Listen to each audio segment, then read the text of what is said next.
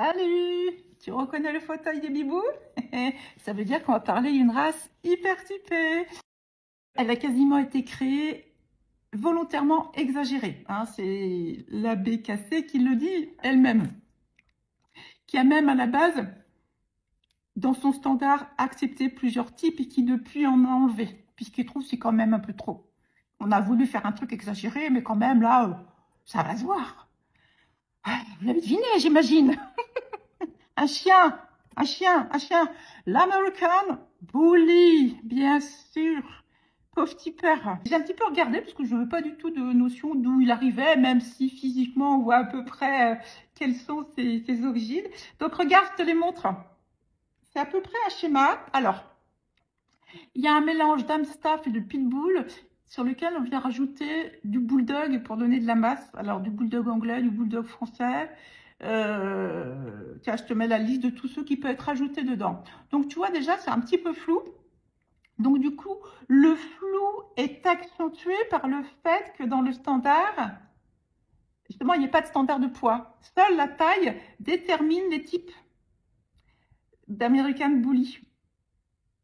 La seule contrainte, avec des guillemets, pour être présenté, pour être accepté dans le standard, alors sachant qu'il n'y a que les deux standards américains qui l'acceptent, hein. Depuis 2013 simplement, ni la FCI ni la FCC française ne les acceptent. Hein. Il n'y a pas de l'œuvre pour l'American Bully. Alors, la seule définition de l'American Bully est qu'il doit donner une impression de force et de puissance. Donc ce qui fait qu'on joue sur le rapport poids-taille. Il faut qu'il donne une impression de puissance sans donner une impression d'obésité. Donc, on va lui donner de la masse musculaire extrêmement importante. On va le ramasser au maximum et on va essayer de grossir ses membres. Donc, gros os, grosse tête, très très grosse tête. Et donc voilà, ça fait l'American Bully. Et après, tu te démerdes. Suivant la taille, eh ben, il y a différents types. C'est aussi simple que ça. Hein. Donc, à la base, il y avait quand même le classique. Regarde, je t'en montre plusieurs. Je les trouve pas dégueulasses quand même. Hein. Ce sont des beaux chiens équilibrés qui sont pas trop courts sur pattes. Ah oui, ce que j'oubliais, regarde, les classiques, les gens, ils sont sympas parce que la plupart, ils n'ont pas coupé les oreilles. Alors que c'est pas accepté, c'est recommandé de présenter en confirmation un bibou avec les oreilles coupées. Et même dans la coupe des oreilles, regarde, tu as plusieurs stades de coupe. C'est une horreur. Ils sont adorables quand ils n'ont pas les oreilles coupées. Le standard, plus massif, voilà. Donc déjà, voilà. Et après, on s'est dit, bah, on va faire des plus petits encore. Un pocket. Donc le pocket, t'as quasiment le bide qui touche le sol. Il n'y a plus de pattes. Et imagine les contraintes sur le dos. Imagine les contraintes sur les vertèbres. Alors normalement, dans le standard, le dos doit être incliné du garrot vers le bas. Donc tu vois maintenant beaucoup notamment les pockets qui sont extrêmement courbés comme ça. Bon, ils sont en standard, mais je vous l'ai déjà expliqué, les Américains se foutent un petit peu des présentations et d'avoir des papiers, etc. Ce qu'ils veulent, c'est des critères esthétiques avec 15 guillemets, des trucs, voilà, on va dire exotiques. Alors attends, parce que oh là là, j'ai plein de trucs à dire. L'exotique existe aussi, donc hors standard évidemment, puisque tu as quand même des critères de pelage. Tu as un truc qui est interdit, c'est les yeux bleus, et puis tu as, des pelages qui sont interdits aussi, mais pas beaucoup. Probablement, tu as les mêmes pelages que l'Amstaff.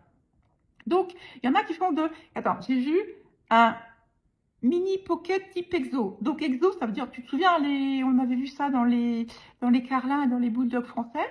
Donc c'est-à-dire que tu fais ce que tu veux au niveau pelage et couleur des yeux. Ce que tu veux. Donc, ça veut dire n'importe quoi, globalement. Voilà. Avec toutes les maladies qu'il y a derrière, puisque c'est de la manipulation génétique. Manipulation de tares génétiques, en plus. Voilà. Et maintenant, ils ont sorti les mini et les nano. Nano. Donc, toi, oh, je t'imite, t'as pas, tu vois, après nano, il y aura rien. Le rien. Voilà. Plus de pattes. Ils vont faire un verre. Non, je rigole, mais bon, voilà, vous regardez toutes les images. C'est absolument délirant.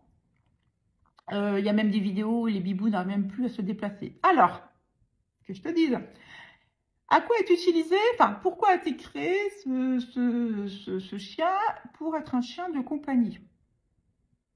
Why not? On sait que l'Amstaff, le Pitbull, ce sont des très très bons chiens de compagnie, des chiens de famille, si tant est qu'ils aient une éducation et bienveillante. Et, ok, chien de famille. Mais pourquoi, dès qu'on regarde des vidéos où on présente des American Bully, à chaque fois, c'est des mecs baraqués, des tatoués, des grosses chaînes, ils présentent le chien sur des grosses bagnoles, alors que c'est un chien de compagnie, un chien de famille. Why? Quel est le... Je vois pas trop le rapport. Mais enfin, si, je le vois bien, très bien. Enfin, voilà, les chiens de famille, oui, il y a beaucoup de mecs qui en ont pour faire des chiens d'intimidation, j'imagine.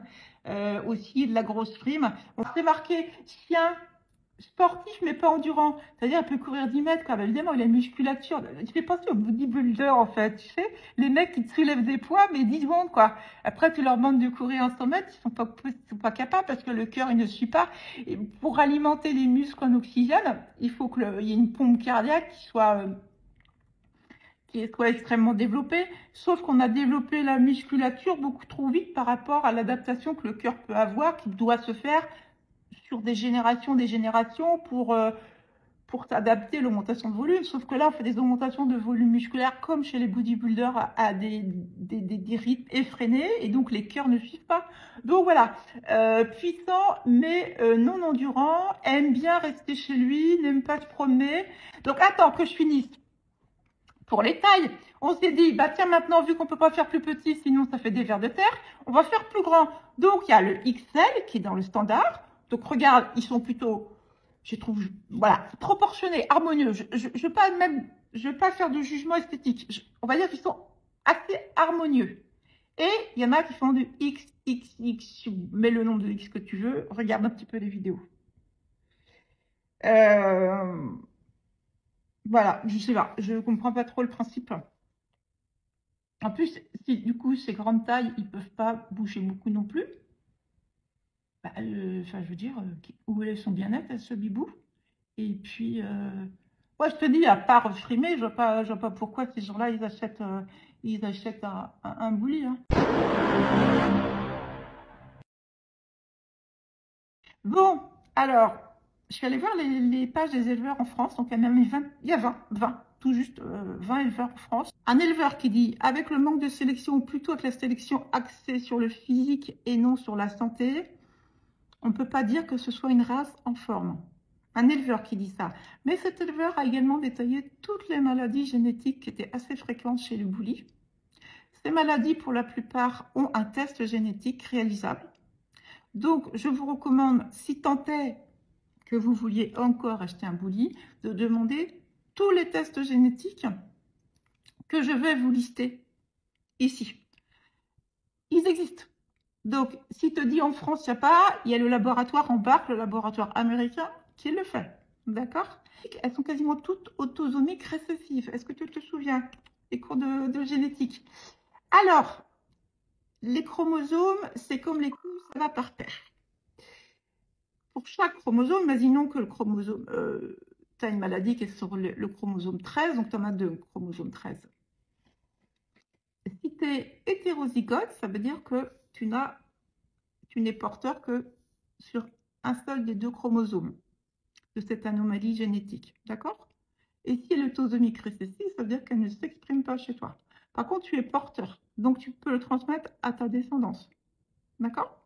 Donc, ce que préconise notamment cet éleveur, ce serait, pour assainir la race, ce serait d'interdire la reproduction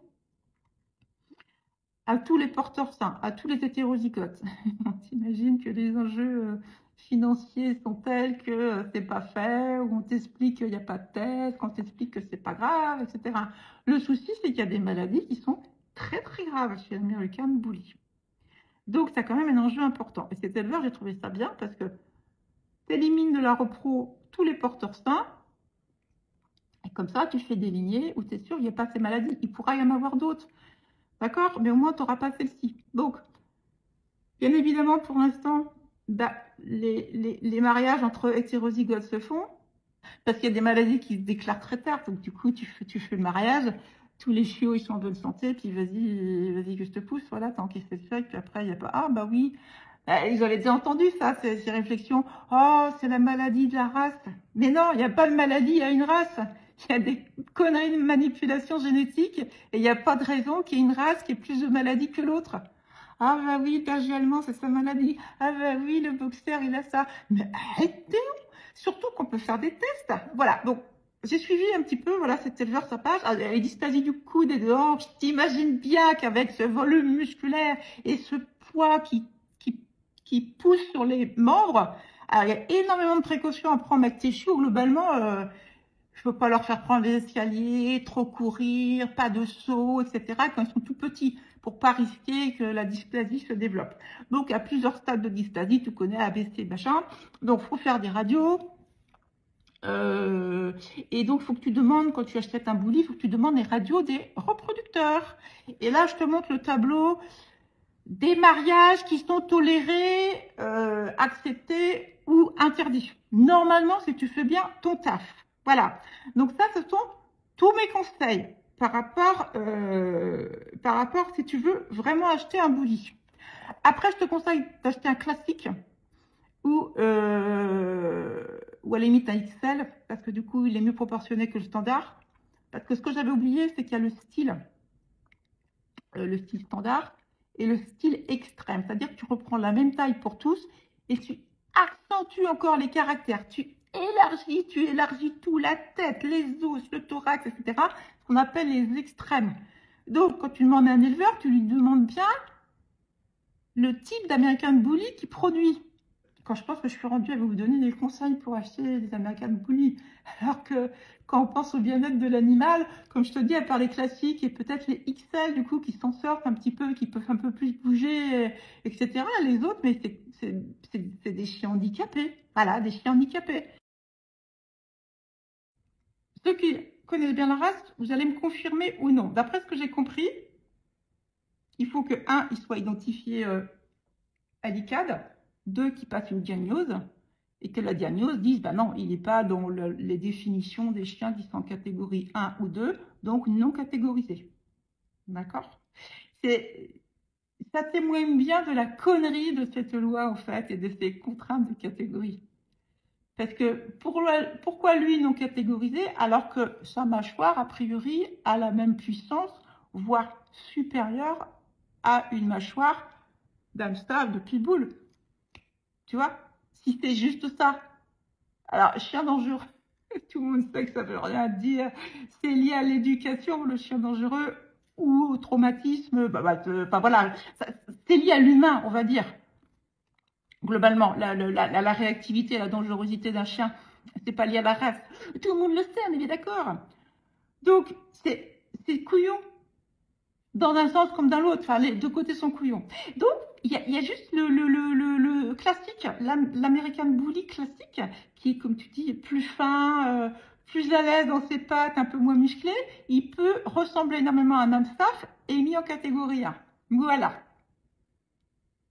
C'est complètement con, en fait. C'est de la contrainte pour les propriétaires, pour les bibous aussi. Euh, c'est n'importe quoi.